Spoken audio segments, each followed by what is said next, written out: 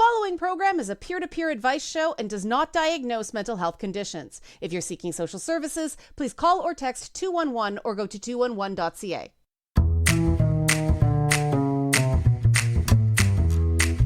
Hello, listeners around the world on radio, streaming, and podcast services. This is It's Not Therapy. I'm Leanna Kersner, and I am not a therapist, but I am your source for navigating the madness of mental health using my top 10 sayings for going good crazy.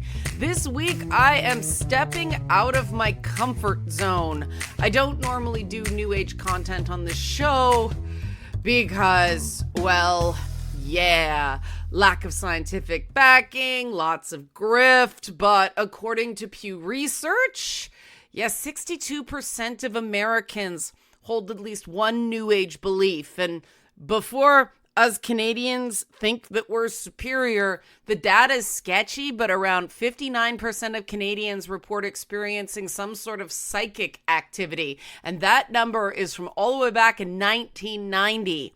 Up from 3% in the 1980s, when a majority of people, we are talking 3 in 5 people, believe in something that connects to mental and emotional well-being. As far as I'm concerned, it's worth exploring despite my profound feeling of uncomfy.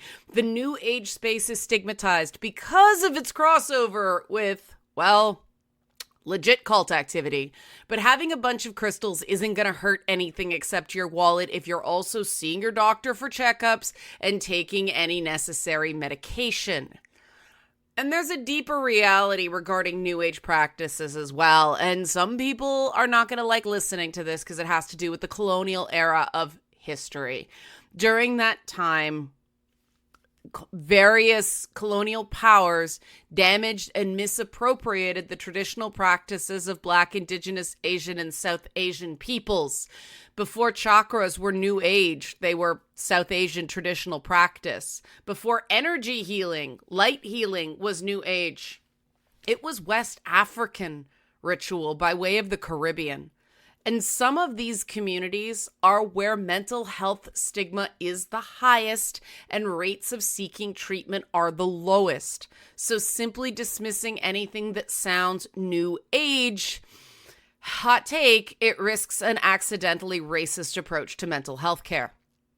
The medicalized mental health care system leaves a lot of people behind or a lot of people on the margins.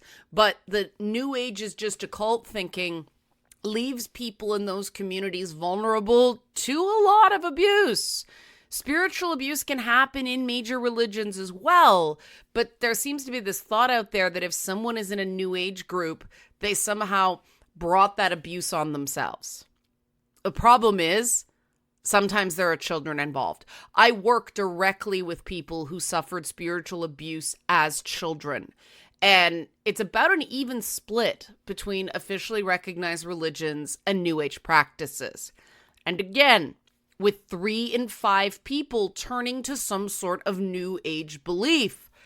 I feel it's important. I think it's important. I believe it's important to separate better practices from outright dangerous practices. So when I got a copy of the book this week's guest wrote from a publicist I trust, I gave it a shot, and I admit I was very trepidatious. The concept of past life parenting read as a red flag to me, but Amy Molloy's book, Wise Child, is based not only on her own personal experiences, but actual research done at the University of Virginia by a psychiatry researcher, data in the field by the name of Jim Tucker, and I'm giving that name so you can Google him. University of Virginia, I believe it's Jim B. Tucker. What I found compelling about the research going on there is that 60% of the children in the UVA data are male, and most of them are between the ages of 2 and 6, right when that gendered conditioning starts really kicking into parenting. And so whatever you think about kids in past lives, there's plenty of data that suggests we're not listening to kids. But we're especially not listening to sensitive, scared boys. And if anything can help, I don't care what label's on it. I'm going to be right on that. So After the break, we're going to talk to Amy Molloy, journalist and author of the book Wise Child, a practical guide to raising kids with sensitive hearts and smart souls in a world they were reborn to save. And we're going to talk about what she calls past life parenting, which I see as one approach to parenting sensitive kids without trying to train out that sensitivity as a flaw and therefore crushing their spirits. So we're going to do that when we come back. Do you have a story you think would be good for the show? Are you interested in sponsoring the show? Leanna at nottherapyshow.com. Nottherapyshow.com is the website. At Not Therapy Show on social medias. We'll be back on It's Not Therapy, parenting sensitive kids. The following program is a peer-to-peer advice show and does not diagnose mental health conditions. If you're seeking social services, please call or text 211 or go to 211.ca.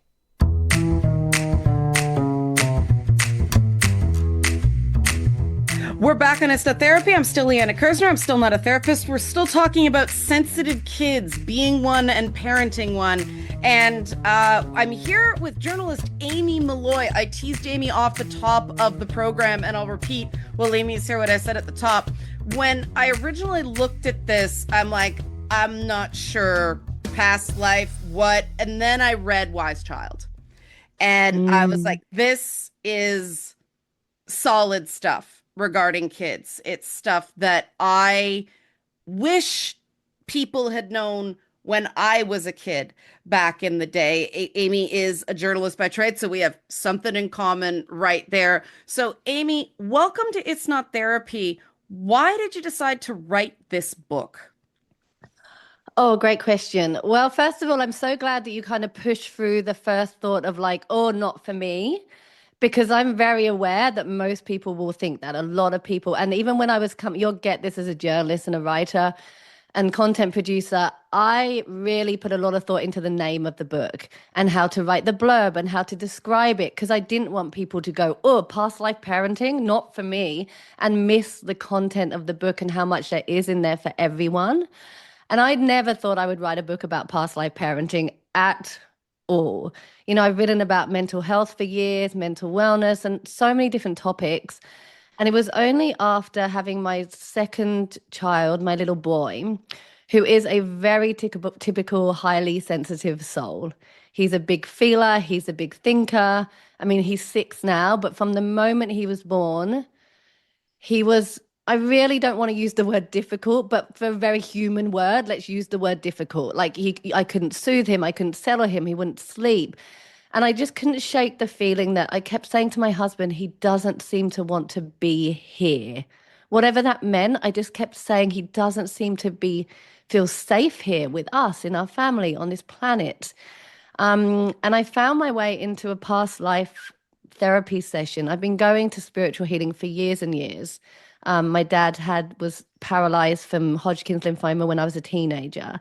He was an absolute atheist at the time, but during his stem cell transplant and his chemo, he would have tried anything, and he found his way into Reiki, spiritual healing, and began to explore Buddhism, Hinduism, spirituality.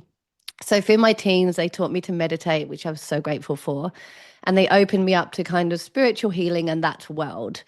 But I would never have thought to look into the past lives of my kids. Just wasn't on my radar. And then I went for a session with my healer when my little boy was about 18, 16 months old, maybe a bit younger. And I was desperate, exhausted, depleted. And I just said, I just don't know how to raise this kid. Mm-hmm. And in that session, we were given, so to speak, or shown a past life that he had hundreds and hundreds of years ago. He'd been an incredible healer, and it'd been a very long time since he'd been reincarnated again. And he was finding being here in 2018 when he was born so jarring, so too much noise, too many people, too much technology, that he was feeling unsafe. He was unsettled. And it was like, I get how that sounds, right? Like, I know that sounds bonkers. Like, and I would have thought that too. But everything clicked for me in that moment. Maybe it was placebo effect, but I don't think so, because what I've gone on to explore since then, We did a healing on him where we imagined placing him on my chest and surrounding us in light. Mm. And from that night, he slept through the night. He could handle crowds. The rashes and the cough that he had that we couldn't shake went. And he is still my highly sensitive child, but we get each other now because I'm not comparing him to his sister. And I've had another kid since then. And my girls are very cruisy. They're Mm-hmm. very just naturally happy. They're all different. But I see him now as something bigger than like just a 6-year-old. Mm-hmm. I see him for like all he's been, all he's seen, all he's lived through, all this wisdom he's bringing forward. And now he heals me. He is the healer. I see it. Like he gives me advice now at age 6 that makes my jaw drop. And so this really kickstarted, I'm a journalist by trade. So of course I was like, what is this? What am I doing? Is anyone else out there doing this? So I began to explore what I called past life parenting. And I discovered that kids across the world are appearing to remember past lives, and parents are taking it into account when parenting them. But more than that, like if you really don't want to hang your hat on any of that, this generation of kids are different. They're Mm-hmm. highly eloquent. They are deeply empathetic and sensitive. They are struggling to fit into the systems that we want to shove them into. So, how can we parent them in a way that doesn't try to change them, that nurtures and supports that sensitivity while still preparing them for the world and having the boundaries we need to put into place? Because I don't know about you, like I was that sensitive kid. I was that psychic kid who could tap into people's emotions and feel their physical sensations. And our boomer parents didn't weren't able, they didn't have the tools or the language to nurture that. Mm-hmm. So we were shut down and told you're too much, you're too emotional, you're too dramatic. So my question is, how can we do that differently with our kids? And yeah, that's really what the whole book is about. What's interesting to me about exploring this stuff is this was mental health practice before we had psychology, right? For thousands of years, this was it. And it's interesting how you see so many parallels in Norse myth, in Yoruba practice, in Celtic myth, stuff's missing from a lot of it, even going back to, the Akhenaten in Sumerian myth, Ayurvedic practice. There's similarities with types of children. And I'm Yes. like, it's funny because the wise child is one of the types of children mentioned in the Passover Seder in Judaism. And there's a part of the Seder where you have to deal with different kids differently. And Yes. somehow, with all our science and all our knowledge, we've lost the things that people back in the day, when you couldn't afford to leave anyone behind because our societies were much smaller, recognized you have to make space for the weird kid, the difficult kid, the sensitive kid. And one of the Mm, things that struck me in your book is there's a whole part about not curing sensitivity. And yes. I'd love to drill down on that because I do think that there's this pattern in our world where they try to beat the sensitivity out of you when you're a kid. And then you Mm, rebel against it in your teen years, right? And then in your 20s, you try to fit in because, okay, this isn't working. And your 20s are miserable and you get taken advantage of a lot and you develop all this additional trauma and it layers, layers, layers.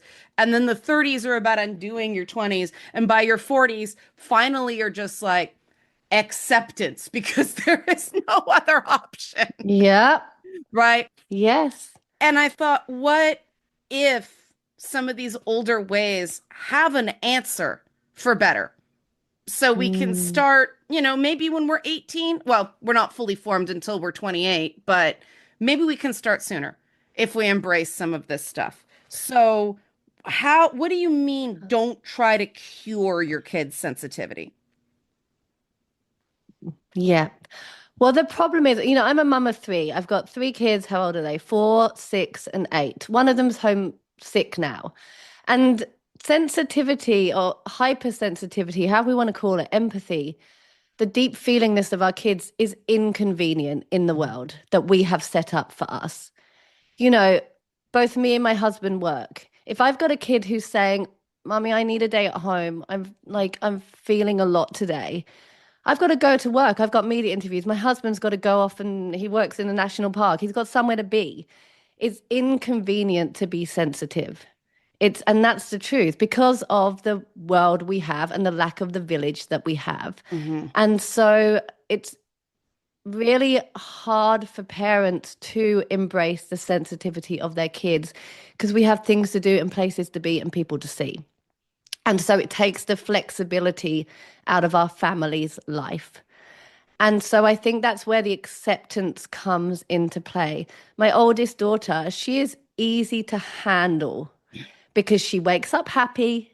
She is unfazed. If something happens, she goes off into her room for 5 minutes. She has a little time out. She self-regulates and she comes back into our family fixed, cured, done.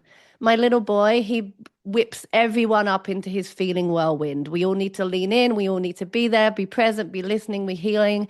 He might take 2 hours or 3 hours to come down from it.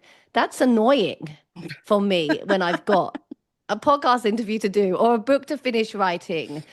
And so the real thing we need to do is slow down. And I know that's not what we want to hear because I'm a mum. I've got too much to do to slow down. But we know what a difference it makes with our highly sensitive kids if we sit with them, we listen to them, we believe them with their struggles. We don't say, no, no, no, don't be silly.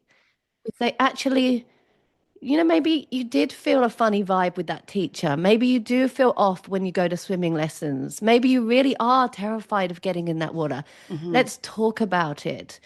But like our first instinct is like, get in the water. Like, Right. and I do it. Like I do it when I'm stressed and overwhelmed all the time. But like we've all been shut down for our own feelings. And like you said, we've spent like I had an eating disorder through my 20s, through my Mm-hmm. teenage years. I did too. Yeah. Because back then when my dad had, yeah, we all have. I mean, most women have to some degree. Mm-hmm. And now the boys are catching up in those statistics.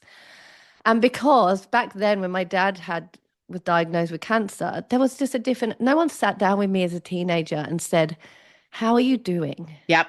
How are you Yep. feeling? Like I could feel my dad's physical symptoms in my own body. And I, as a psychic little kid, had also seen 10 years earlier that he was going to be diagnosed with cancer. But I never had, because we didn't have these conversations, no one could sit down with me and talk to me about it. And so I starved it out of myself and I repressed it by hyper controlling my body. And that's still like, it's a hard habit to shake. It's really hard. And how many of us are walking around feeling unsafe in our bodies because we're unsafe in our intuition, because we've been learned to not trust our sensitivities and our empathy. We've been learned to shut it down. And Um, that's actually actually disarming a kid's boundaries young, yes. right? While they're still forming. You may not know why your kid is afraid of getting in the water, but forcing that kid in, like we know now, that's just going to cause trauma. But Mm. it's so ingrained in our culture that we choose to be normal instead of present, right? Yes. And And shielding our kids by not, when they know when we're stressed. Like my little boy, he's knows when I'm stressed. He knows when me and my husband are trying to hide an argument we're having. His little radar is going off. Something's wrong. Something's wrong. So if I turn around to him and go, no, no, mummy's great. No, he no, no, knows you're everything's full of it. fine. He knows, but also even worse, he starts to doubt his inner compass. So Hmm. then in the future, when he's somewhere he feels unsafe, he thinks, oh no, but I've been wrong before. Whereas actually he was right every time before. So it's about having that, within boundaries and age appropriate limits, saying, you know what, mummy's having a really tough day today. Don't worry, it's not your fault. And I'm going to be fine. Like, I know I get to go swim in the ocean. Like, what are the things that mummy does when I feel stressed to make myself feel better? Why don't we put music on rather than going like, shut it down? Or when someone dies in the family, rather than being like, we can't talk about it. We can't talk about Right. sickness and illness and death because we're as adults are terrified of it. It's about having the open conversations. And in the book, there's incredible conversations with kids about death, impermanence, and loss. but we shut it down for fear of Hmm. like, that's so scary to hold that in the space of our family. But in doing so, what we're telling them is that they instinctively know something's wrong, and we're telling them, no, No, you you're wrong, don't. everything's fine. Yeah. And we've all felt that. And again, like there was, when your kid walks into a space, walks into the school hall, their playground, and they're saying, Mummy, I don't feel good here. Or Mummy, I've got a tummy ache, which is how it normally shows up in our young kids. Or Mummy, I've headaches. got a tummy Yeah. ache. Mummy, I've got a headache. Instead of again shutting it down, getting to school, you've got to go. Mummy's got to get to class, which is basically what I was doing half an hour ago. It's like, look at the big picture. What are you tapping into? What are you seeing? And how can I have a conversation around it rather than the more convenient way, which is to shut it down? And those are lifelong things, right? We see so many people walking around sick, ignoring, well, in women, things like ovarian cysts, and men, a lot of other things that, they're, Autoimmune is the ultimate one for women right yeah, now from repression of trauma. yeah, yeah. And I have an autoimmune disease and I have a PTSD diagnosis. So you're speaking to the choir on this one. And it's tough, right? Because there's a guilt in all of this that ends up in the new age space. And I want to go to a break and come back and talk to you about that because I think that's a big reason that people reject books like Wise Child. And your book doesn't have the guilt that other methodologies of this kind had. And that's what I really liked about it. So, you okay to hang on? We'll come back after the break. Yep. Great. Amy Molloy, journalist and author of Wise Child, A Practical Guide to Raising Kids with Sensitive Heart and Smart Souls in a World They Were Reborn to Save. We'll be back after the break on It's Not Therapy. Questions, comments, concerns about this show or any other show, Leanna at nottherapyshow.com. Nottherapyshow.com is the website, at nottherapyshow on social media. Back after this, talking about raising or being sensitive kids. The following program is a peer-to-peer advice show and does not diagnose mental health conditions. If you're seeking social services, please call or text 211 or go to 211.ca.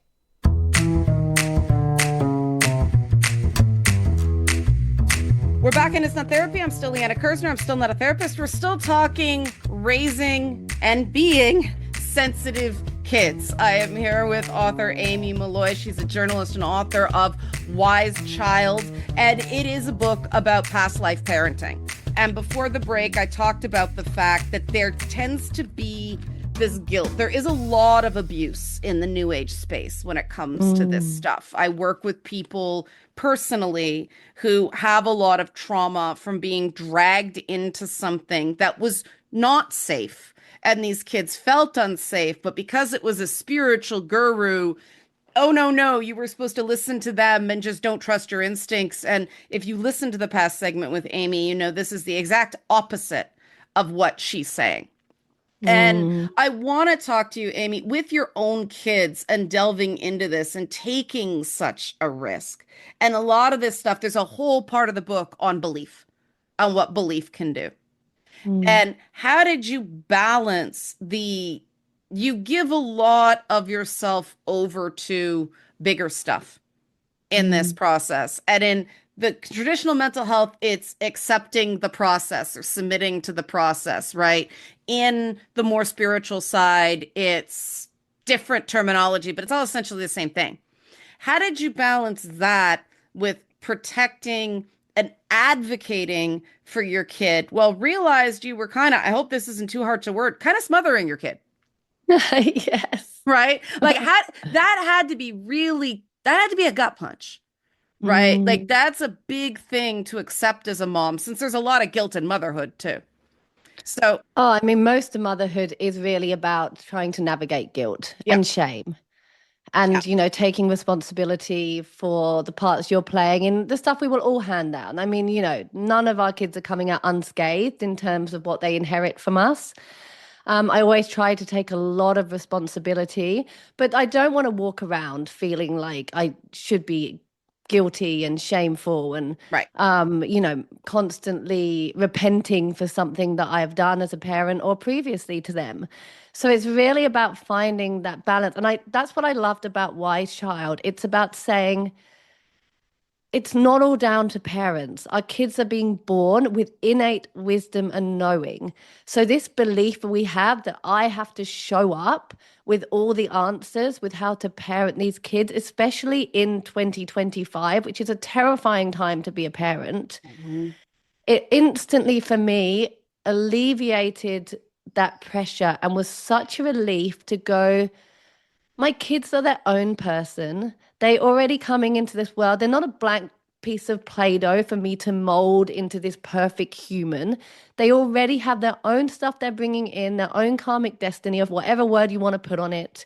And they are built for it. Like my little girl, who's 4 now, she was born into lockdown.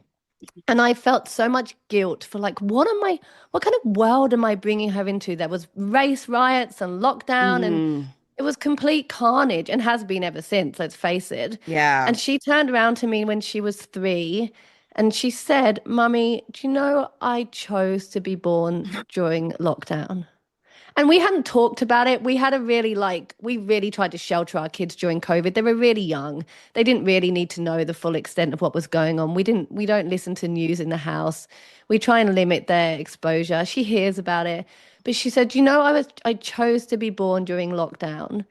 And she said, so you don't need to feel bad about it. She was 3. Wow. And later on, she said to me during a different conversation, she brings it up quite frequently, which is kind of strange but amazing. She said, you know, I've been thinking about COVID, and I know it was really hard, but I think it was meant to happen. I think it was what the world needed. And those are the moments where you have to sit back and go, she's 3. I know. Yeah. And I'm walking around being like, can she cope? Does she have a future? What's she going to do? There's climate change. There's this and that. And that. How is she going to be? Like, she was built for this. And those are the moments where you can exhale as a parent, this breath that you don't even know you're holding, and go, it's not all down to me. I don't have to figure out how to fit them into the system and schooling and everything else and make it work for them. They are going to be okay. And I think I was really lucky, you know, speaking of the downsides of spirituality, new ageism, Hmm. religion, all of the things. I was raised in a really multi-faith household, which I only appreciate now as I get older. I wasn't told what to believe. I wasn't told what was right. Hmm. I went into Catholic school, but then when my dad began to explore spirituality, he just took a little bit of everything. He is very open-minded. He doesn't press his views onto everyone. So I was given a real taste of every spirituality and a smorgasbord of them. And I was never told, you have to believe that. And then that means that you can't do that and you're going to be judged for that. And people would disagree with me, but there's so much overlap and so much goodness in so many belief systems. And I really feel out what makes me able to be a better human in this world, a better mother, a better person.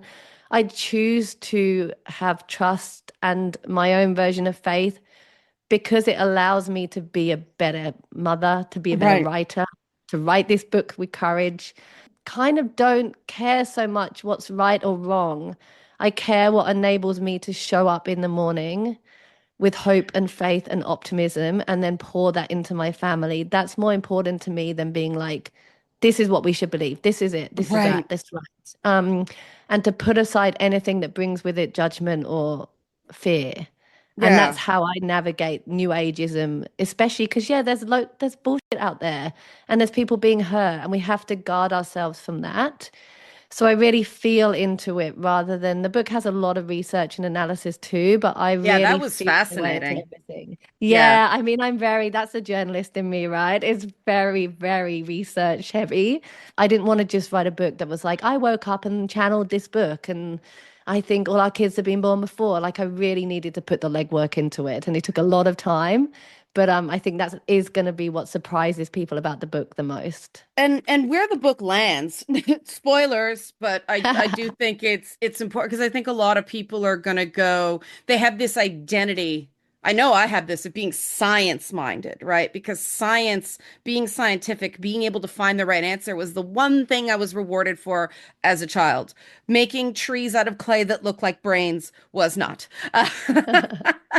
I literally made this thing that was a story of multiple lives when I was in the seventh grade, and my art teacher thought it was amazing, and my mother was terrified. And that was Yeah. a weird mixed message, right? And so the where the book lands is listen to your children, believe your children, but you still have to set boundaries with your children. And Yes. that's just good parenting advice in general. But if you're a parent that doesn't understand boundaries because of your own unresolved stuff, that's hard to do. And a big part of the book was your journey, not just what you did for the kid, what you have to accept with yourself simultaneous with being a parent in very, very challenging circumstances to kids who are extremely different from each other. Yes. The most important part of the book is section 3, which is reparenting yourself. Like that is the gold. That is Yeah. the part that changed my life. My everything was when I got to that part and I went, yeah, our kids, but actually what's going on in me that's having a ripple effect on everyone. My fears, my ego, my shame, my guilt. How is that all overshadowing everything my kids are trying to show me that they are?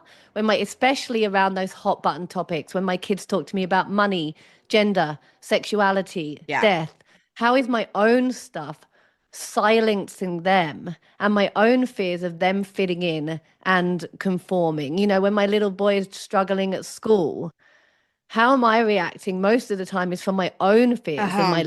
my own, and me thinking, oh my God, what's my own mum gonna think when I have to tell her that her grandson isn't fitting in? Because there's so much shame that we're carrying forward from our ancestors, and especially as women running that shame thread through all of the females in your family. So clearing your own baggage, it's so important to turn up as the parent that our kids need us to be, because otherwise we can't. When we're sitting in the parent Mhm. teacher interview and the teacher's saying, oh, you know, he's difficult or he's disruptive or he can't stop moving, we're instantly going, what does that mean for me? And what is it saying about me? And now I'm going to have to go into the world and tell them that this is my child. So it's so much about clearing. And like, there's some really interesting experiences I had in the book around clearing not only my past lives, but like my ancestral clearings with my grandmother and my great grandmother who had, like a war child and was sent away to give birth, and the Yeah. shame and guilt that she carried forward. And then it was really interesting. So much of my work as a writer has been about talking about sexuality. And I wrote when I was 23, my first husband died of cancer. And I wrote a book about how I used sex to deal with his death. And it caused a huge, it was such an amazing, powerful book. It came out 15 years ago, but it caused a huge backlash. And then it caused a real rift with me and my own mother because she had her Hmm. own shame around sexuality, raised in a Catholic upbringing, Irish Catholic. And then when I went into this ancestral clearing, I realized it went deeper, and her mother before that. And part of my role in this life is cutting through that sexual shame. And Hmm. that's why I keep coming back to writing about sex again and again and again, even when I don't plan to, because I'm showing up not only for me, but for them, Yeah. because I don't want my daughters in particular to have to carry this forward with them. So, yeah, the reparenting yourself part is so important for us to be able to even meet our kids as they are, to meet our kids' souls, or just to meet them as they are. We need to be able to put our own stuff aside, or it's just not possible. And we do get into all these arguments of definition and like you said, right and wrong, as opposed to what's gonna allow me to show up here with an open mind. Yes, And it's the the vulnerability you show in the book, just this is tied to the women in sex thing, right? 'Cause I'm a mom and I didn't know what I was doing and I made mistakes and I wasn't there for my kid. Like those are shame-filled statements. But yes, but I think that everybody sort of has to hit the best thing you can do for your kids is model how to make mistakes. absolutely. And repair. Yeah. Mm, Yeah. Oh, yeah. There's a whole thing about repairing relationships in the book that's mm, also great. There's really great stuff in the book. One thing I want to touch on before we go, and we've already run long, but I think this is important for people to hear, is the concept of sending back energy that doesn't belong to you. Yes, I love this. I Yeah. do this all the time with my kids. I do it with myself. And it's such a practical thing to teach our kids that they can understand. Like I said, my youngest is 4, she gets it. So it's particularly good when they come home from school because as empaths, we've felt it. Like we've all had a conversation with a friend who's going through a breakup or something, and we walk away and we feel heavy, we feel anxious, our mood is completely switched, and we do it physically too. Like Mm-hmm. I know, like especially with people that we're really energetically tied to, which is often like our own parents or our partner or our kids. Like I had a conversation with my mum only a few weeks ago, and she was saying about how she was really worried and anxious about stomach issues she had. The next day, I woke up with exactly the same stomach issues. It took me 2 weeks of clearing it, but and it was only when I really understood. I took that on from her that I could finally clear it.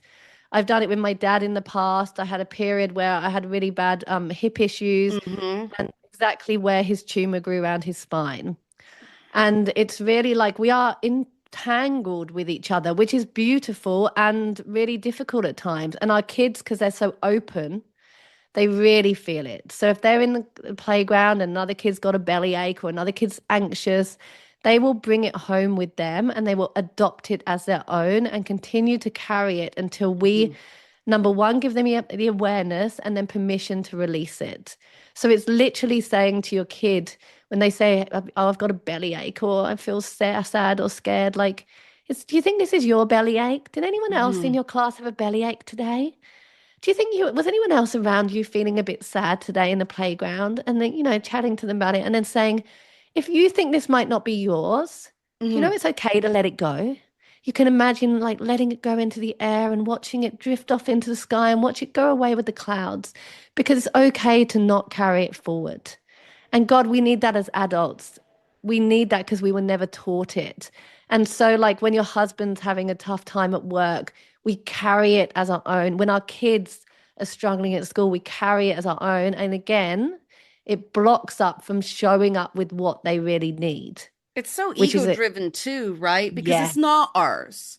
And if we no. take it on ours, then we're not letting them do it, right? Yes. I actually learned this deal. I used to be a music journalist, and Mm. dealing with musicians who were on drugs really messed with Yes. me. I was like, oh God, like I thought I was just focused and they're getting all glassy eyed and it's going to be a garbage interview. But I felt off after Mm. those. And it took a long time to be able to realize what that was. It's what makes you a good journalist when you're so tied in to where other people are at that you're mirroring it and you can make the interview flow. But at the same time, you can really do damage to yourself if you don't go, that's not mine. I don't own this and I Absolutely. need to give it back, right? And I work as a ghostwriter too. A lot of my work is ghostwriting and quite traumatic Oh, stories. geez. And so the Okay. whole point, as you know, you have to get into their heads, into their hearts. You are writing as them. You are them. You are the channel to get their story onto this document. Right. And I will find myself then having their physical sensations, then having carrying it with me. So I've had to get really good at the end of the day, like cutting cords, literally imagining cutting the webs that are pulling me to that person. Because it makes me a great writer, a great journalist, a great ghostwriter. But I can't then navigate turning up again to be a mum to my kids if I'm carrying the trauma of whoever I'm writing for. And sometimes it takes me a few weeks even to realize it. Like I'll be saying to my husband, "What is wrong with me?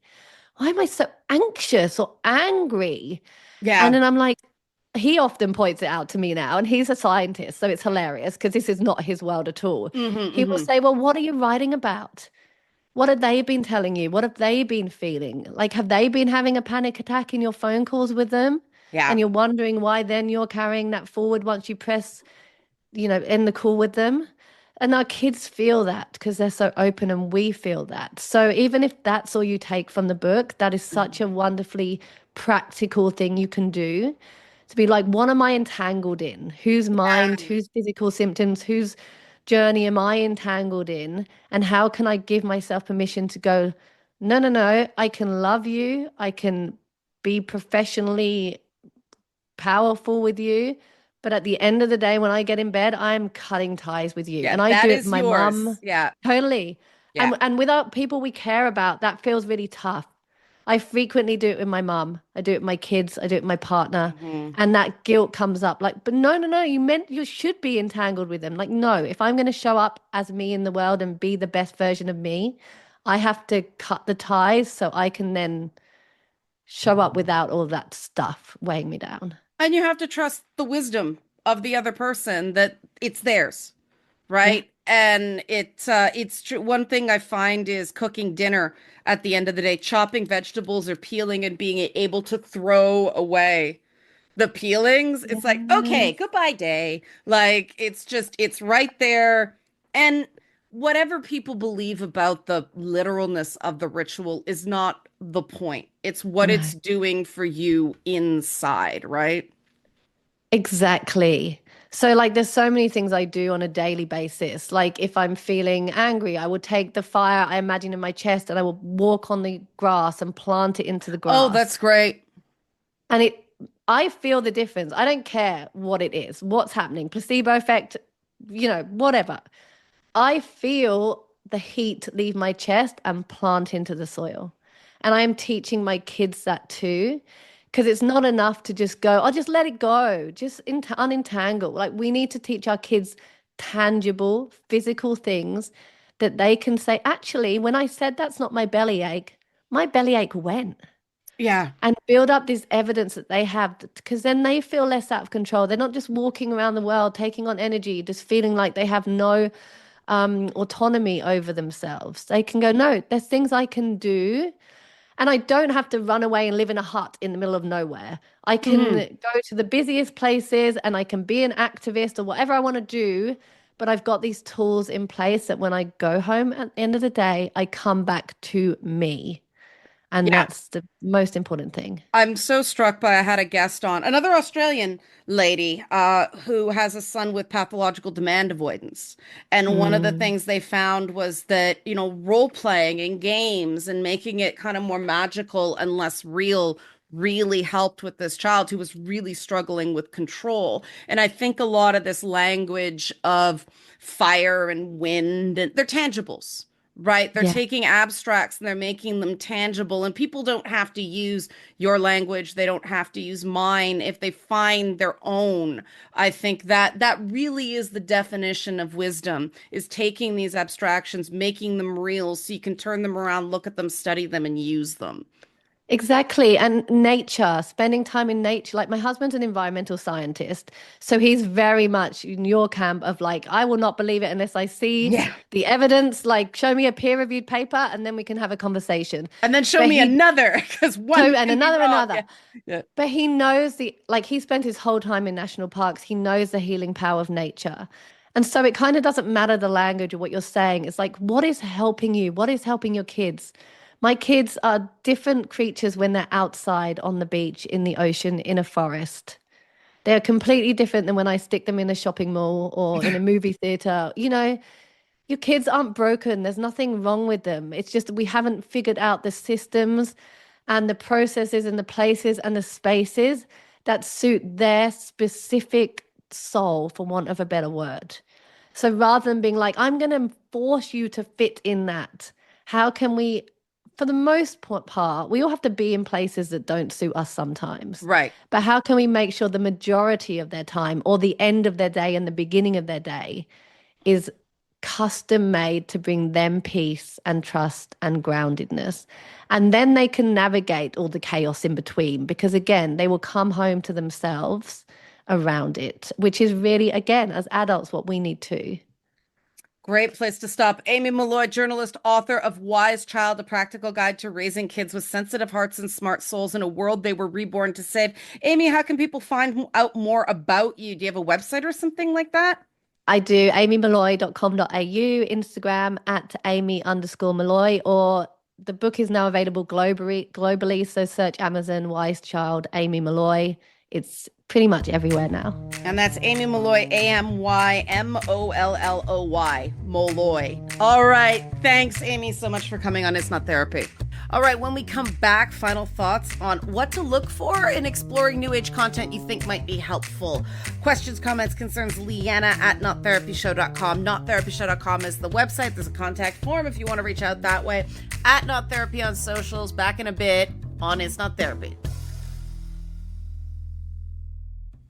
The following program is a peer-to-peer advice show and does not diagnose mental health conditions. If you're seeking social services, please call or text 211 or go to 211.ca.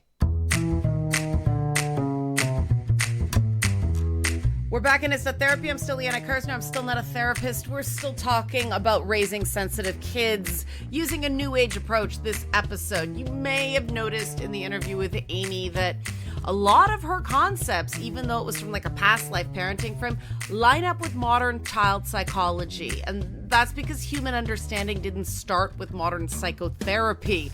Ancient cultures were aware of trauma and the importance of nurturing children, but that doesn't mean every traditional approach is great. So what to look for in these things if you're like, hey, this sounds interesting, but when you're approaching anything new age or anything, frankly, involving psychology and your kids, beware of anything that promises to fix your kids, fix your marriage, fix you, instead of encouraging you to understand yourself and trust yourself and your kids to create an environment where everyone counts. Never do anything that encourages you to unthinkingly force yourself or your kids into situations where they're profoundly uncomfortable. You want to build boundaries instead of tearing them down. And finally, any group or method that encourages you from seeking out conventional therapy may not have your best interests at heart. Same goes for properly prescribed prescription medications, psychiatric medications. And if you're suggesting that you take drugs as part of some spiritual journey, if you wouldn't do that on your own, this is something else to treat with extreme suspicion.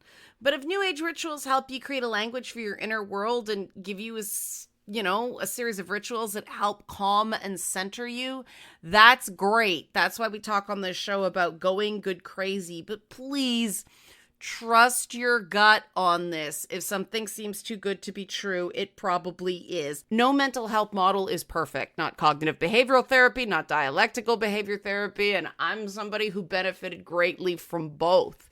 But I also borrow from myth, from comic books, from sci-fi movies, right? Whatever vocabulary, including a new age vocabulary, works for you, go for it. Just don't give yourself up or your kids in the process. There's a reason I say listen twice before you talk once, and perfect is a lie, stop trying to be perfect as top 10 phrases. The answers are there within your family. Just create enough space to hear them. NotTherapyShow.com is my website. Leanna at NotTherapyShow.com is my email. Not Therapy Show is social media. You're crazy is only a problem if it's hurting you. Talk soon.